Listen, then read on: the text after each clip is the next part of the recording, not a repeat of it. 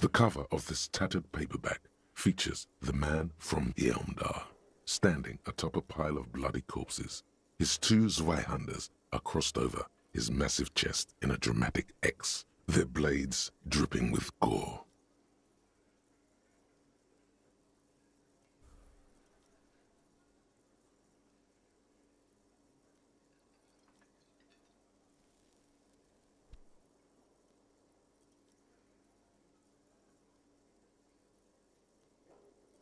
Behind him rise the harsh, snow-capped peaks of his native Northlands. In bold red letters, the title, Heimdaller Man, the man from Heimdall, unfurls like a banner. In the foreground, a nearly nude woman lies spread in supplication, her privates strategically covered by her flowing black hair.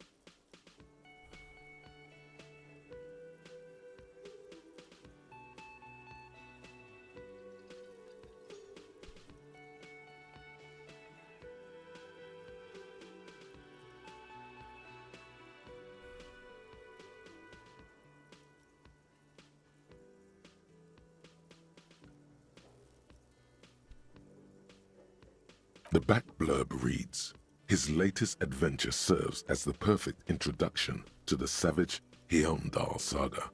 Meet man from Heimdall, his faithful blood brother Tyribald, the noble Lord Hrothgar, and some of their most fearsome foes yet, for the Northlands, for Heimdall.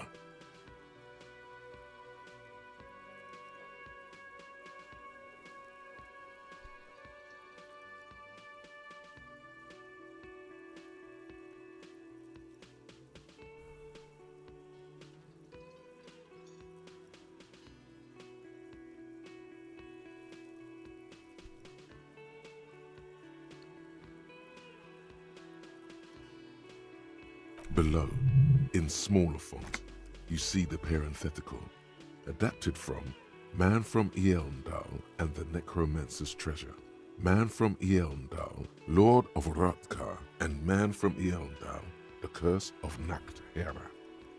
A brazen attempt to bilk fans for more money by splicing together old stories under a new title. Their main concern is the continuation of the franchise, not making literary history. The story opens in media res. The man from Heimdall and his band of northern reavers are in the bowels of an ancient temple, surrounded by an army of gibbering whites, led by the deathless necromancer. One by one, the brave Northmen fall to the relentless crush of undead, only to join their number as reanimated corpses. By nightfall, only the man from Heimdall and his blood brother, noble Tyribald, are left standing against the dead horde. It is an honor to die by your side, brother, Tyribald cries, as his battle axe beheads one of their reanimated comrades.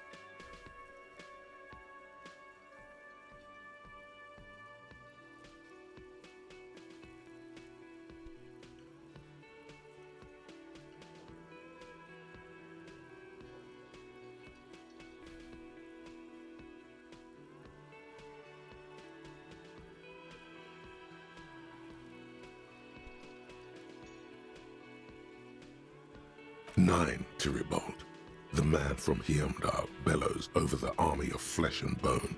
"Have courage, for the Northlands, for Heimdall." He leaps to the mezzanine to face the black-eyed figure, and like a mad ice bear, whirling twin Zweihanders, Sturm and Drang, he plows through the ranks of the deathless, surrounding the necromancer.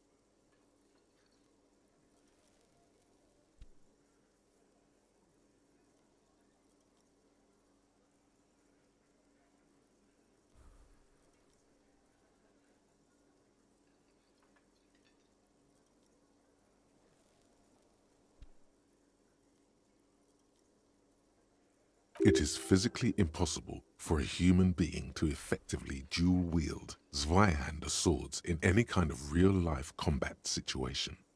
And with deadly finesse, his twin blades scissor the necromancer's head from its body. The undead legions collapse like ragdolls as the dark magic leaves them, and the two Northmen stand alone in their cursed temple, where the bodies of their lost brothers litter the floors. A few chapters later, the man from Heimdall and Tyribald are in a completely different setting, high above an arid desert, riding a pair of griffins that always seem to appear at narratively convenient moments.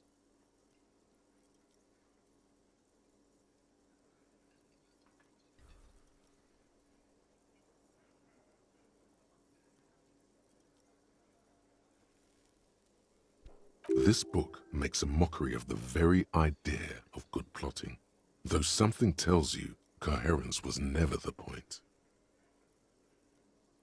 The Northmen find themselves in the court of a powerful southern king, Lord Hrothgar.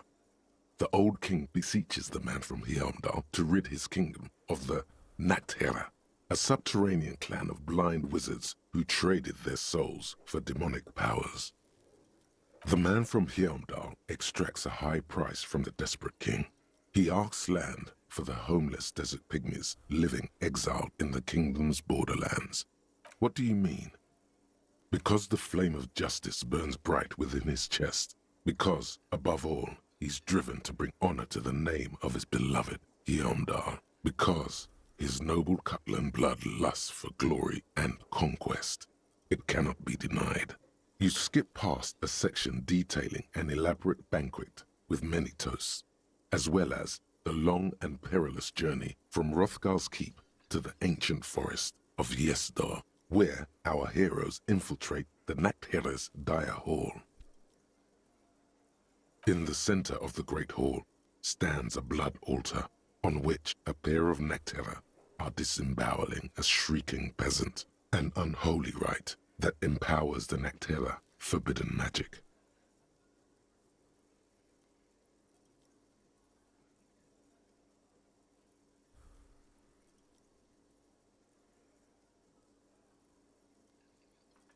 As the vile ceremony ends, the sound of steel unsheathing draws the Nachtherre's attention to a pair of cloaked figures standing in the doorway.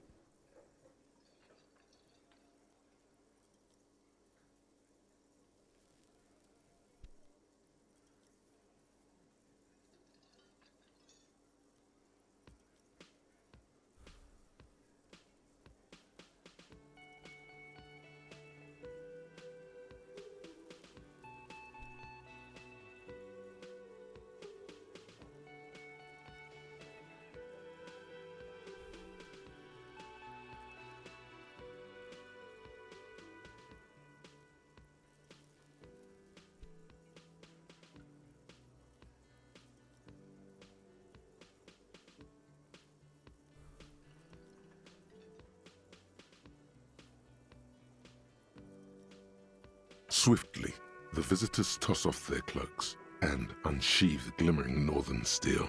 It's the man from Heimdall and his valiant blood brother, Tyribald.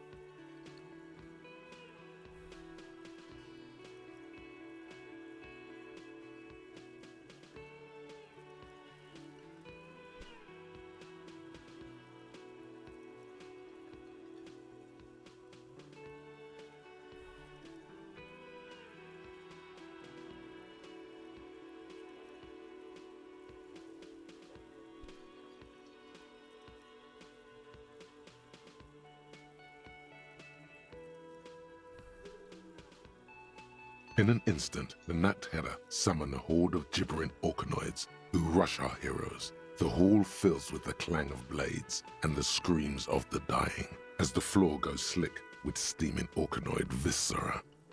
Oh, for fuck's sake. When the din of battle settles, only the man from Heimdall and Tirabol remain standing.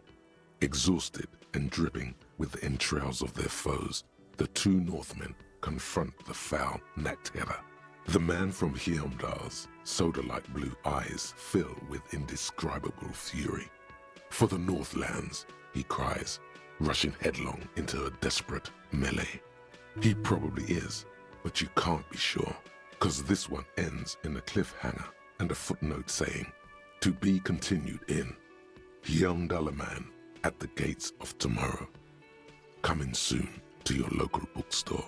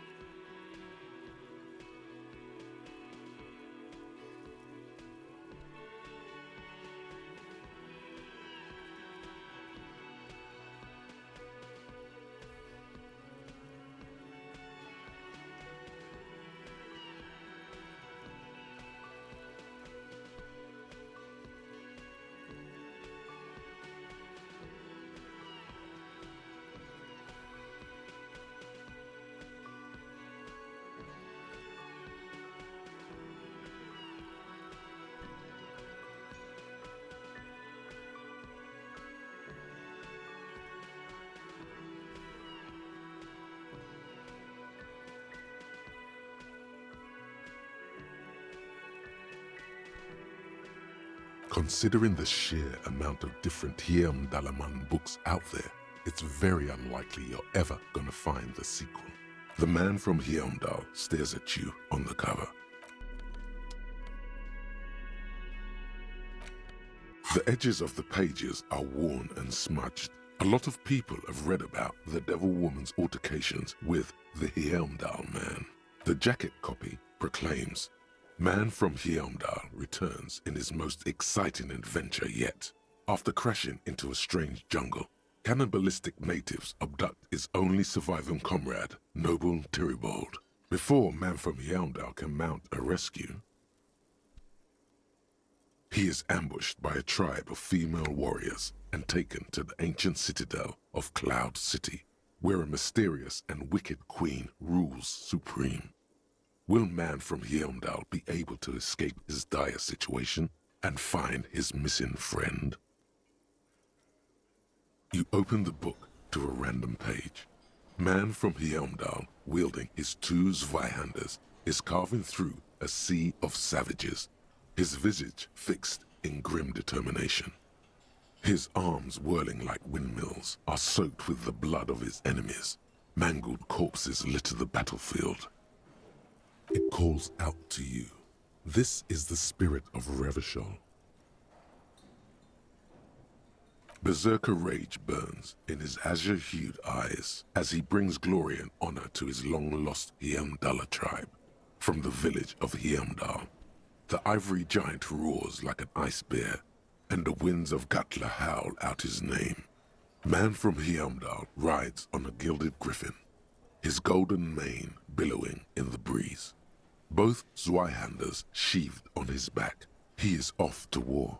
Will he conquer his enemies? Will he conquer himself? The steel muscles of Man from Heimdall gleam in the humid jungle air.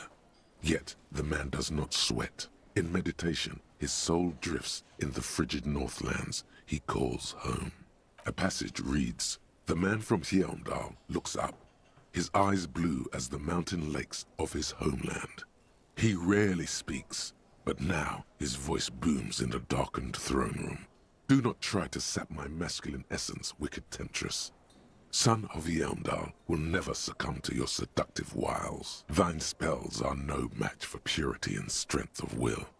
Brothers of Heimdall, stand above the vices of flesh, for it is weak and corruptible, yet mine is forged in gore and strife. Queen Lydiana just laughs, a sultry and salacious sound, then says, I have grand plans for you, man from Heimdall. She gestures her diabolical hand toward an array of potions and unguents.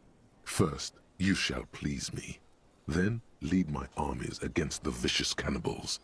Not a muscle moves in the face of the man from Yeondal. Yet inside, there is turmoil. This goes against all he holds sacrosanct. This is beyond primitive. What do you even know about literature? Have you ever read a book in your life? This is not just another book. It's Man from Yeondal, and it's done with you. The Greatest Innocence by João Paulo Salomão Lopes de Fuego. The book is large and heavy.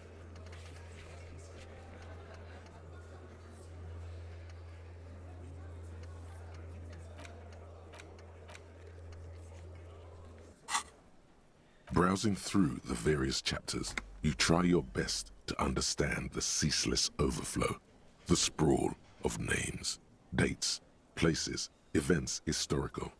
Most of it ends up as a twisted mass of facts inside your brain. Your educational survey is done. Did you catch any of that? No. Oh well, it's pop quiz time. Let's see what you've learned. This might take a few minutes.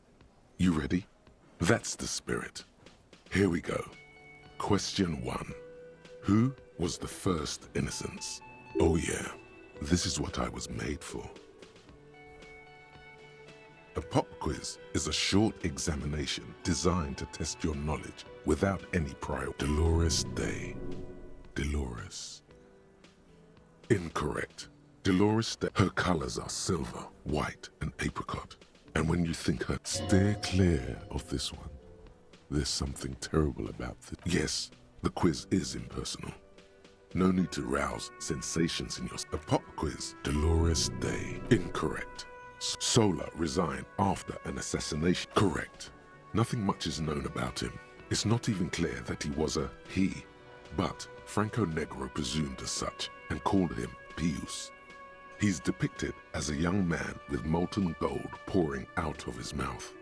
All he spoke was gold. It's said he invented God and equality of men before God. He also introduced the gold standard as a way for measuring people's love for Aurum. As the first innocence, he declared that there should be more of those like him. It is presumed his disciples were the beginning of the Holy Party, the founding party. Question 2. Who was the strongest innocence? Easy. Everybody knows the answer to this. You, me, anybody.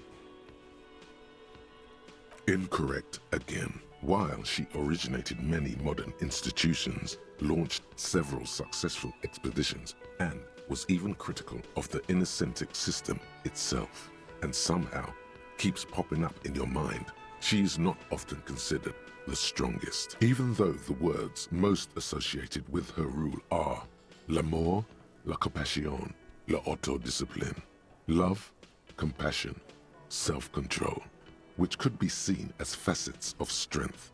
Would you like to try again? Please, relax. Correct. Named the innocence of militarism, he codified hereditary rule, but at the same time ended serfdom and established the Inter-Isolari Real as the global reserve currency. He also established the concept of the nation. Franco Negro attempted to solve the rising tensions between the aristocracy and bourgeoisie by building a unified society in which every man has a place and a mission. But question 3, who was the false innocence? Got it under control. No problem. Solid on this one. It's widespread historical information. Incorrect. Stepan the Despicable, regent of Kedra, was a ruler who conquered the known world during the Kedriat. Correct.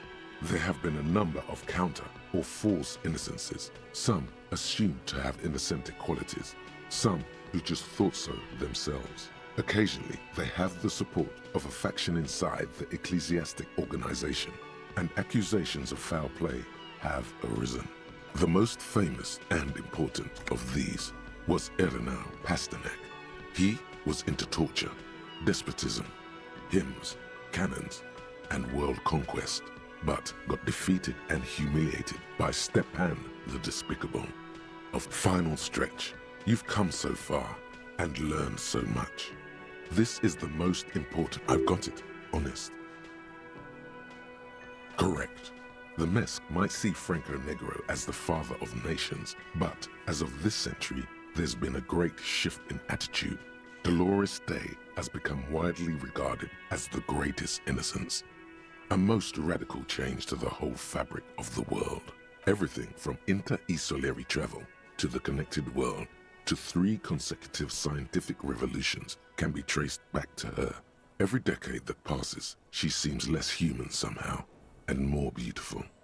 Congratulations on finishing the test. A D, not particularly remarkable, but technically a passing grade. Not that anyone really expected better.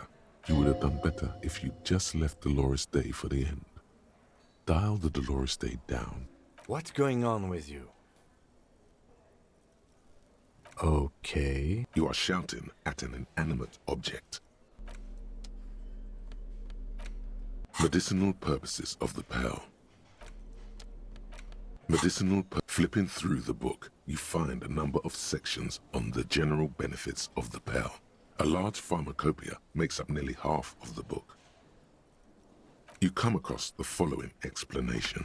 While modern pharmacopoeia are continually updated by so-called experts based on the results of clinical trials, readers will find assembled here the timeless wisdom relied upon by generations of traditional Seolite medicine practitioners, Mesk mystics, and Ilmaran folk doctors. It's all quackery, in other words. Finally, something to calm the angry spirits that have been plaguing you. It seems to contain descriptions of the medicinal properties of various ingredients that may be gathered from the pill, as well as instructions for producing a variety of herbal remedies. There are a number of Seolite tonics that promise to improve your short-term memory, but nothing that speaks to your condition. What you're describing is booze. You don't need any herbs for that. There's nothing in here that speaks to hangovers directly. However, while browsing through the various descriptions, you become convinced that you could assemble something from the ingredients listed here. Want to give it a shot? First, you need to choose a base ingredient. Next, you'll need to combine the base ingredient with an appropriate vehicle. Lastly, is there anything else you'd like to add? The rue and aloe vera make this poultice ideal for alleviating minor injuries and inflammation. It won't do anything for your hangover though. Would you like to try again? You close the book and find yourself staring at the familiar cover once more.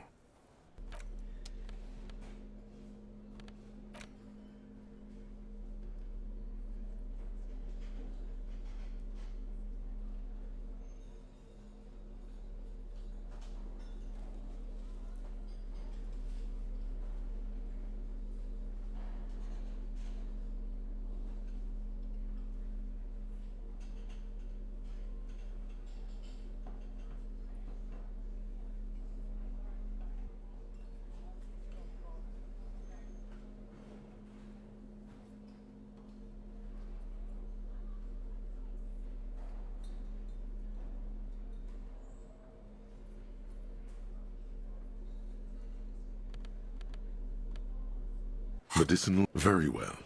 First, choose a next, you'll need to combine. Lastly, is there any? You've created a delicious tincture of whiskey and ginger. According to the pharmacopoeia, it should increase your energy and focus, though, in your experience, it's only done the opposite. Would you like to try again?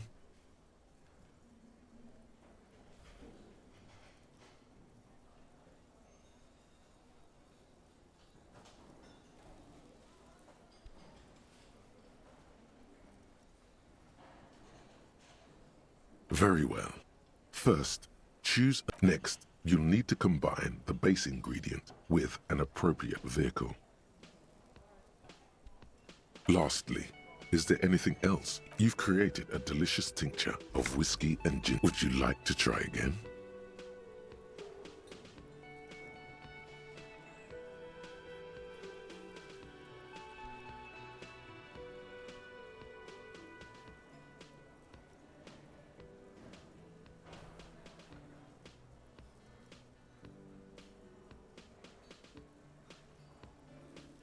Very well. Next, you'll need to... Lastly, is there anything else you'd like to add? You've created a delicious tincture of whiskey. Would you like to try again? You close the book.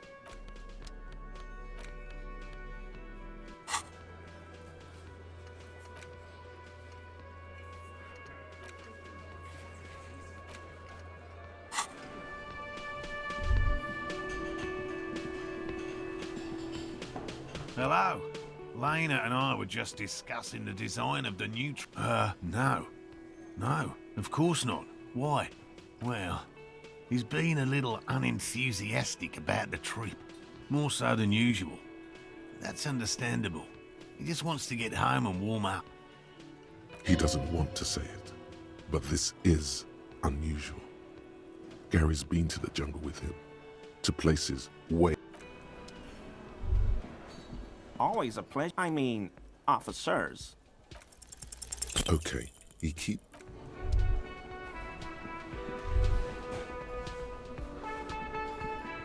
Hey, was there Well, bringing him that... another thing? Great. Yes, and the phone company is taking its sweet time sending... Who told you that? Fine, yeah, it looked like someone had messed with the wiring. It was shortly after the hanging, but I don't know if it's at all related. Plenty of assholes around here who aren't murderers. If you do find out who cut the line, though... Yes? Got the 20 real? Good. You got the room for the night.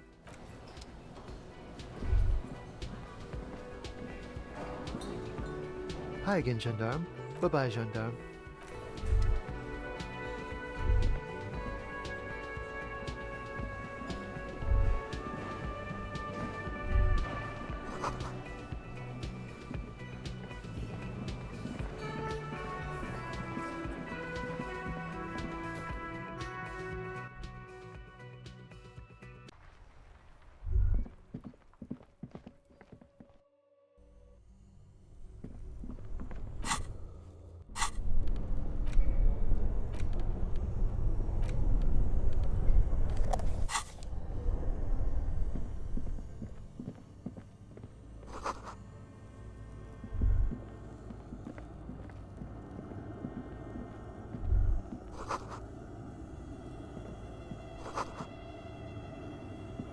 A few bricks have fallen off, revealing a compartment behind the wall. It's too dark to see in. Seems like an old bunker from the revolutionary period. Look at all those rifles. Must be an old weapons cache. There is, yes. And there also appears to be something inside the hole. Interesting. Your hand reaches deep into darkness and spiderwebs. Are these any good? Most of them are rusty and inoperable, like the rest. But one catches your eye. A bolt-action model with a fine wood stock, in better cosmetic order than the others. Take it. You're a police officer. Police officers carry guns. That's a rare sight. Seems to no longer be functional, but still a beautiful thing in its own way. It's the same type of weapon, yes, a breech loader. An interesting coincidence that we should find something so similar. But I'm afraid our search for the real murder weapon must continue. It means there are firearms, albeit inoperable, still lying around in Martinez. It's an interesting coincidence, I would say. Might come in useful in the future. He likes this find.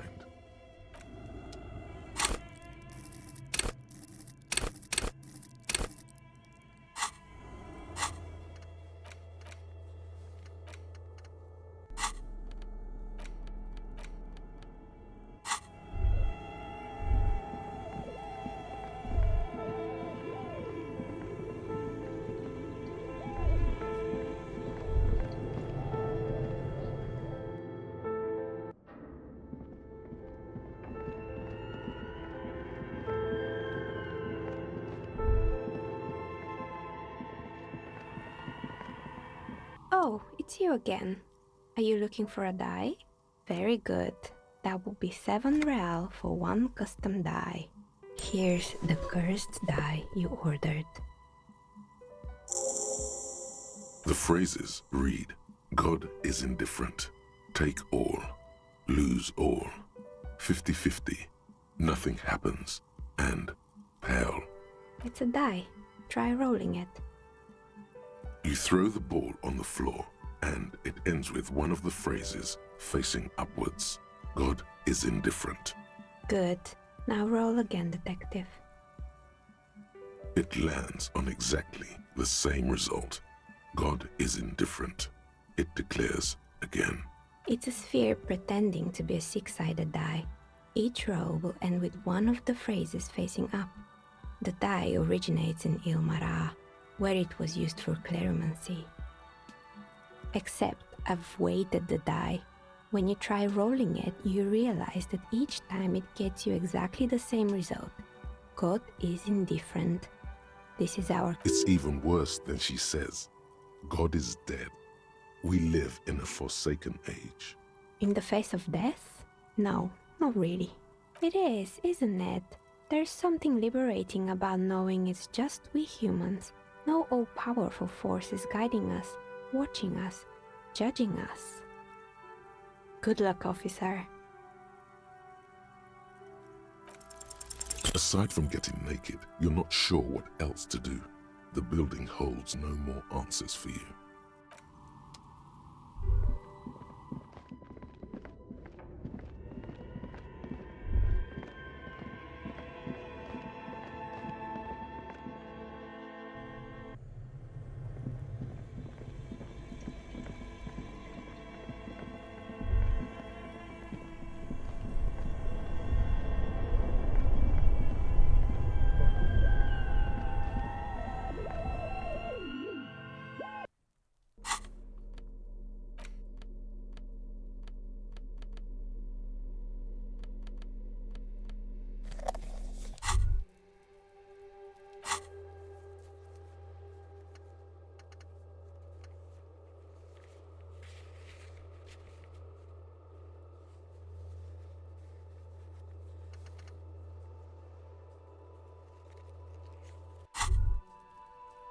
There it is, a brave little army in your pocket.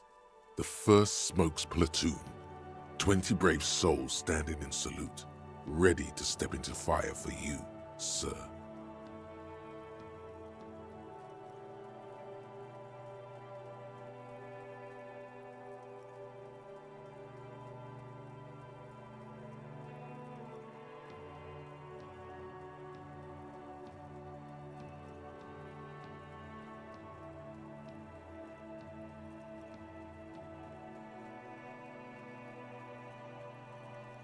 You picked the best one. This soldier is fat and succulent. What are you waiting for? Get a load of this rock and roll cop here, people. Johnny Thundercop fishes a cheap lighter out of his pants. The lighter's dark green disposable plastic. Safety's off. Thick, warm smoke gets sucked down into your lungs. Immediately, you feel a warm nostalgia fill your head, body, and soul. A nostalgia for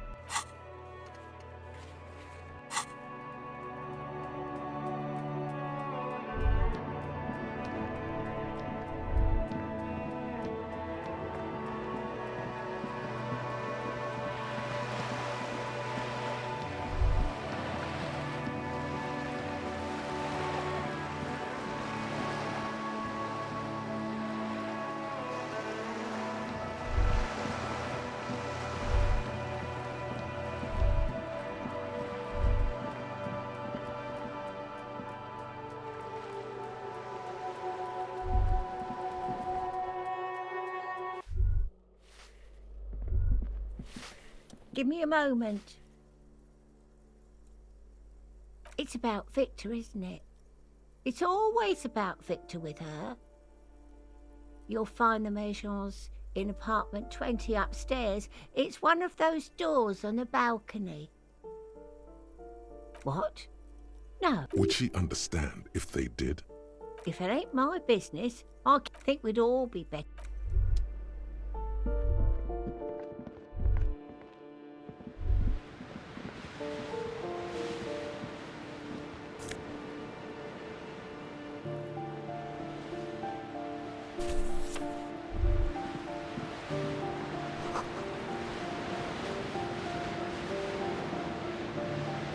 A shift in temperature. The air chills around you. Dust settles on the stony floor.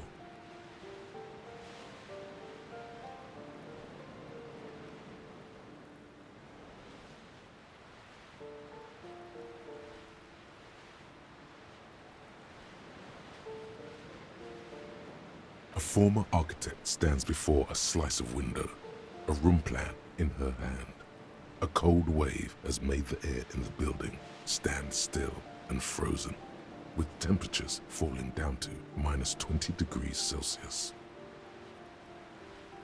Is red from the cold.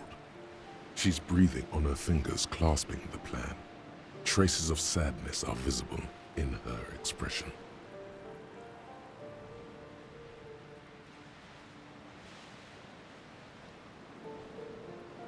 Faint pencil lines on paper depict the same place, but a missing eastern wall connects the room with the neighboring apartment. Ideas for arranging the furniture have been jotted down.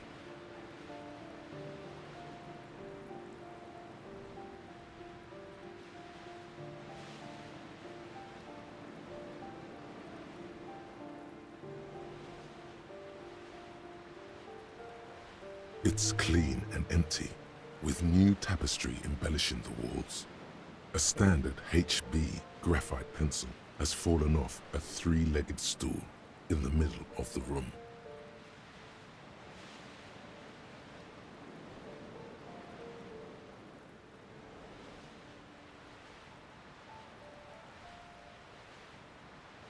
She had an eye for beauty.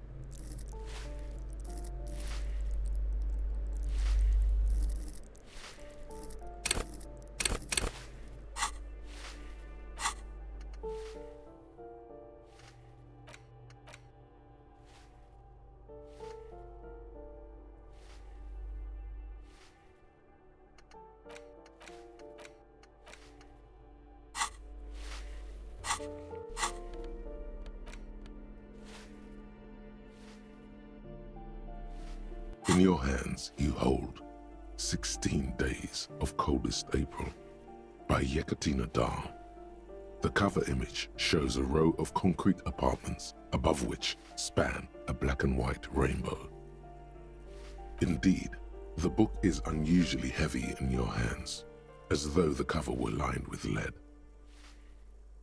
It would do that in Grad. You flip through the book. The pages are thinner than you realized, and the type quite small and tightly set. It's nearly 600 pages long.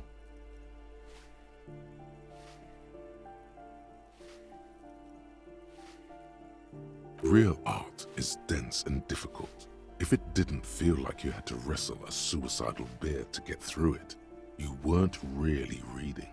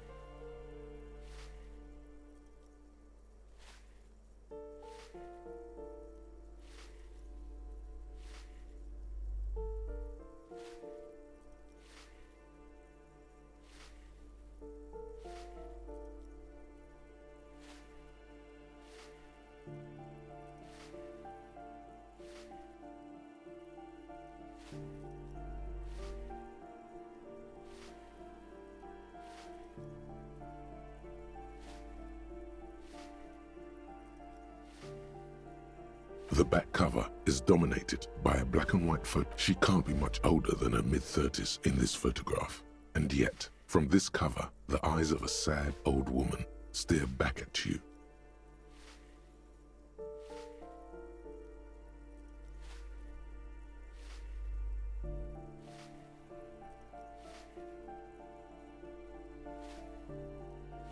In cold, detached prose, the author describes a scene from one of the Yugoslavia riots in the 20s.